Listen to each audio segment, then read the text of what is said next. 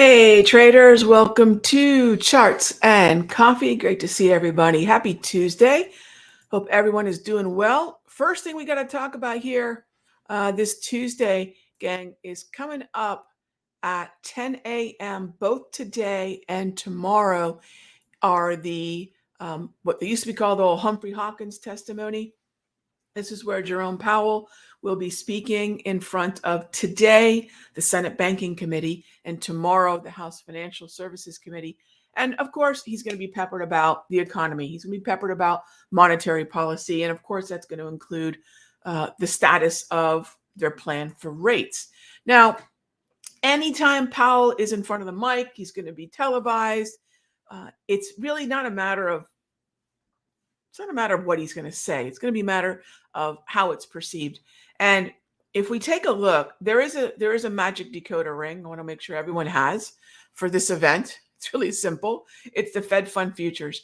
So when he's done talking, and this is the bigger picture macro, when he's done talking, what we'll be able to do is see here what expectations for September are like. In fact, it's really going to be worth our while right now if you want to jot this down, and I'm going to do that right now.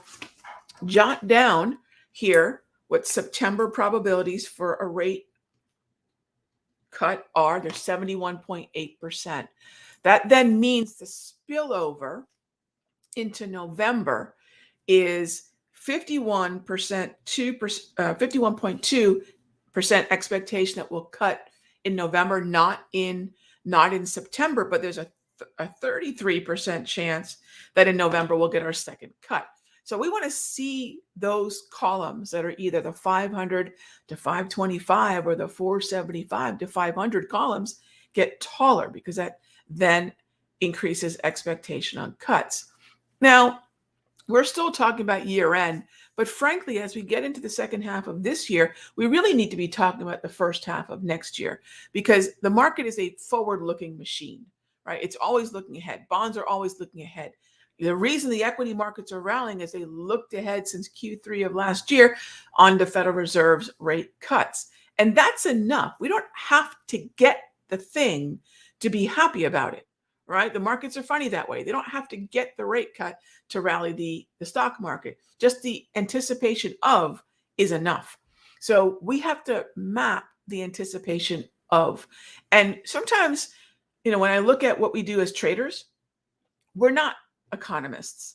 We're not talking about, frankly, in all due respect to fundamental folks, we're not talking about PE ratios and things of that nature. That's not what it is. It's perception of all those things. And the further we get away from that notion of what is the market perception, what is their expectation, we're going to be fine. We just follow the trends. We don't question whether or not NVIDIA or semiconductors or Apple should be up here.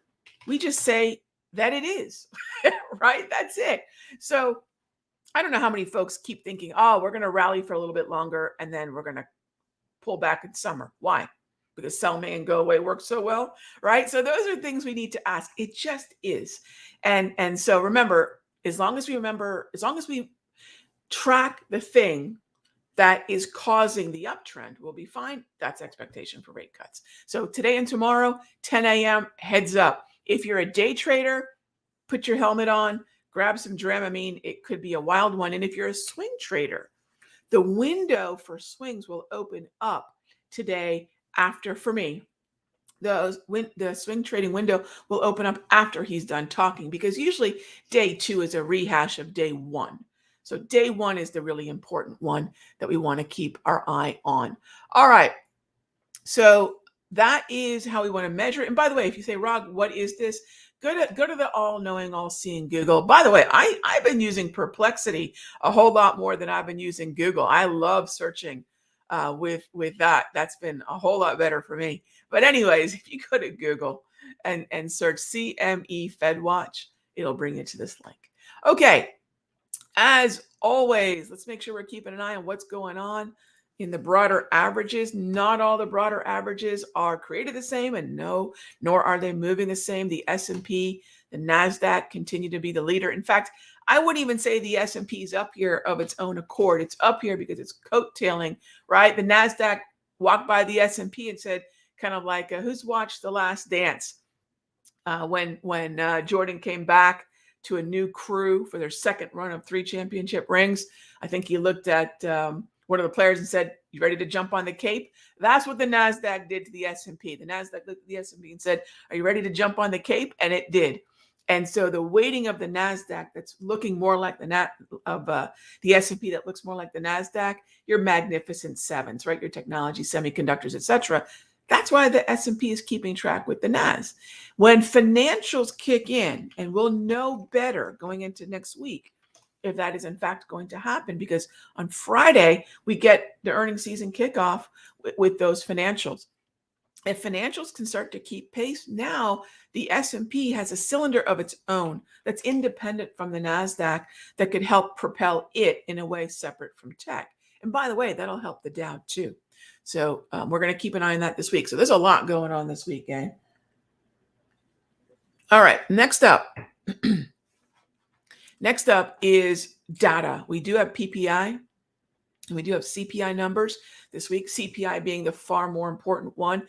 Even though the Federal Reserve doesn't use the CPI as a model, we use it as a harbinger to inflation. They use the PCE, but any data, PCE, CPI, is going to be yet another needle mover for expectations.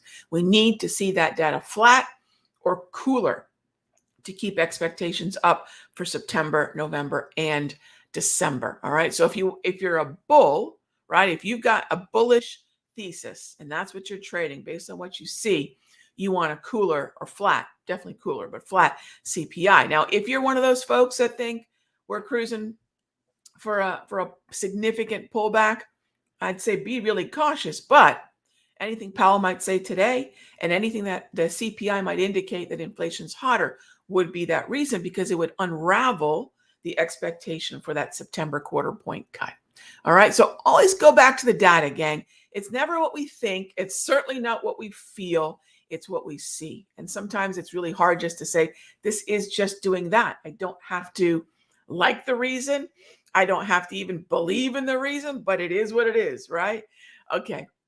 So in terms of rate cuts being priced in, yes, but not fully, right? We have, and yes, they are, of course, are slowly, incrementally being priced in. So priced in would be another way of saying, is it fully discounted? I would not say, editor, that it's fully discounted. The reason I say that is when we look at the track of clarity to each one of the cuts, for example, the hold is discounted, right? The fact that we're rallying right now has nothing to do with July 31 meeting expectations. That is 95.3% hold. So that's discounted. And anything over 80 could be kind of quote unquote fully discounted. I've always found that phrase funny, fully discounted, that you hear on television, although I find most of what they say pretty funny.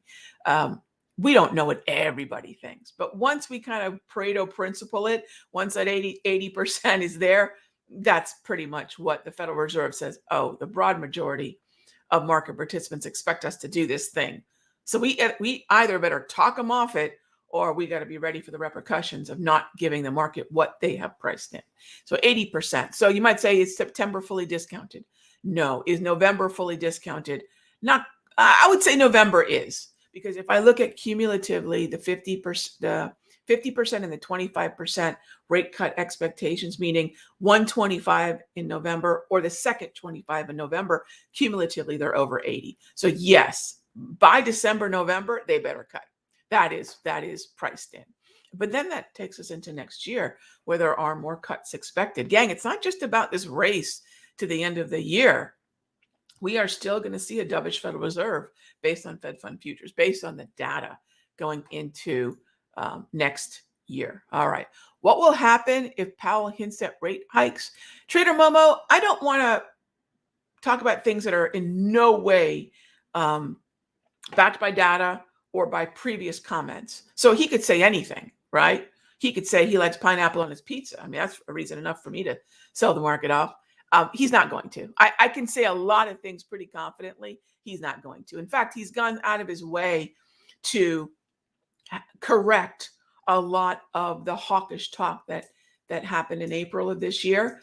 He's actually said in clear English, we are not considering rate hikes. So I would not in any way factor that in. And if I can't play the what if, because what if he does, then what? Right? Of course, we're going to end up with a lot of chop. But Trader Momo, I would not in any way expect that. Next up is Natty Gas.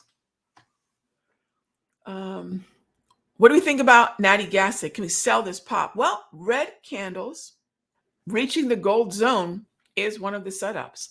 And so while we don't have a downtrend in Natty, it certainly is. Why me? It is bearish. Red candles are bearish. And these aren't your generic Japanese candlesticks. They're red, yellow, and green. Green candles are bullish. Yellow candles are neutral. Red candles are bearish based on price and participation. And so, yes, if you would like to consider a short in NG or puts in UNG or puts in even the NG futures, red candle meets the gold is a setup. I haven't been really focusing on the short side of energy, but yeah, that would be completely valid. Christine says, could I get my input on SMCI on the hourly?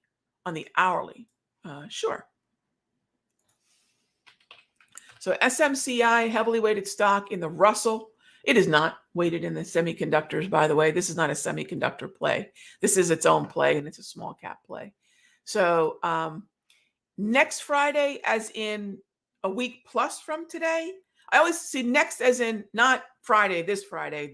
Give me the date for sure, because if you're talking about Friday, to me, next Friday means the 19th versus the 12th. If you have options for the 12th, the hourly is a fine thing to look at. But if you have options for the 19th, I would not look at the hourly in any way for expectations. I'd keep an eye on the daily, in which case, I want to stay bullish as far as where your strike is or where you've bought it. I would stay bullish. And if the broader averages can rally, namely the Russell, we could see another shot at, say, 975. All right. Okay, next up is 19th. Okay, so next. All right, you define it just like I do. Some people say next Friday, and they mean the one that's coming up in a few days. I just wanted to be sure. Keep it on the daily. The hourly is too short a time frame to manage that many trading days for me, Christine V. So, yeah, I would stay bullish. Again, the target, I can only give you where resistance is going to be.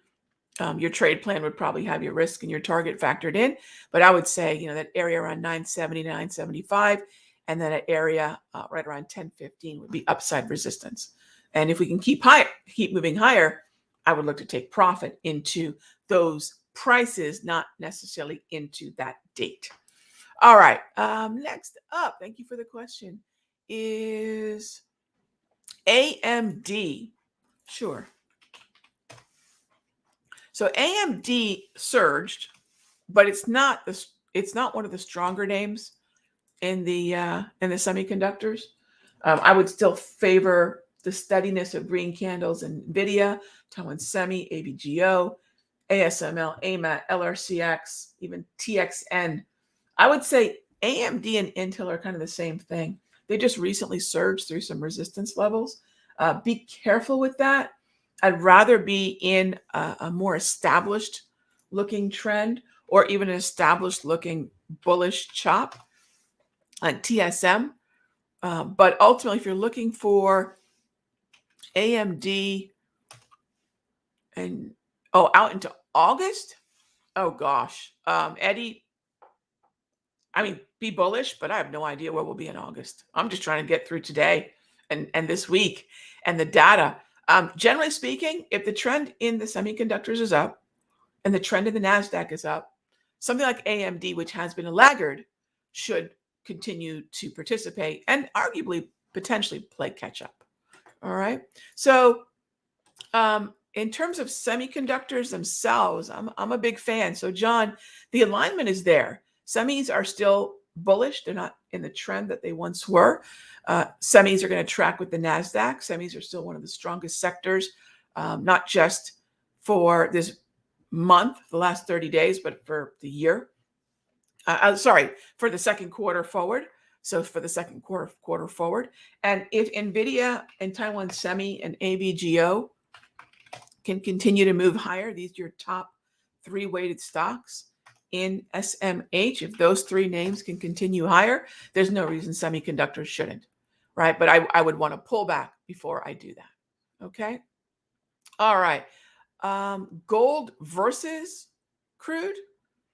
If I'm playing a game of trade this, not that, I probably wouldn't contrast these two. They move for very different reasons. But in terms of just strictly, to your point, Java, just strictly market structure analysis, I prefer gold to for chop. If you're looking to play a choppy type setup, gold. But if you're looking for a trend, I would focus on crude. So it depends on what you're looking for. You know, some folks are waiting for momentum breakouts, or they want an oversold buy. That would be gold. If you're looking for trends, crude, and I like trends, so it'll be crude for me. All right. Let's see. Bear with me here. LRCX. I always find the spreads in LRCX are too wide. Walter, so for me, a wide spread is going to be greater than 10% of the bid. So whatever the bid is, if the spread is wider than 10% of that value, that to me is too wide. So I don't know what your measuring stick is, but in terms of the second part of your question, what has your experience been with spreads and open interest? Volume is cumulative. Remember, we start off with 0 every day. So I'm not really concerned about options, the option chain and volume. In fact, when I look at my option chain, volume isn't even represented. I don't worry about the volume. But to your point, open interest. The less the open interest, the wider the spreads typically. And that's going to matter mostly to folks who buy options, not folks who sell them. So if you're a buyer of options like myself, then open interest is a really big deal. And I would like to see the higher open interest typically maps to a narrower spread, but also the first 10 or 15 minutes of the morning, those things are sorting themselves out. So you might see wonky spreads in the opening moments after the bell. But for the most part, yeah, I focus on open interest. And then that is what usually gives me clarity into participation. And yeah, usually we'll have a reasonable bid that's at least less than 10%, reasonable spread that's at least less than 10% of the bid. All right, gang. As always, thank you so much for being here for Charts and Coffee. I'll see you all tomorrow. Same time, same station. Be good to each other.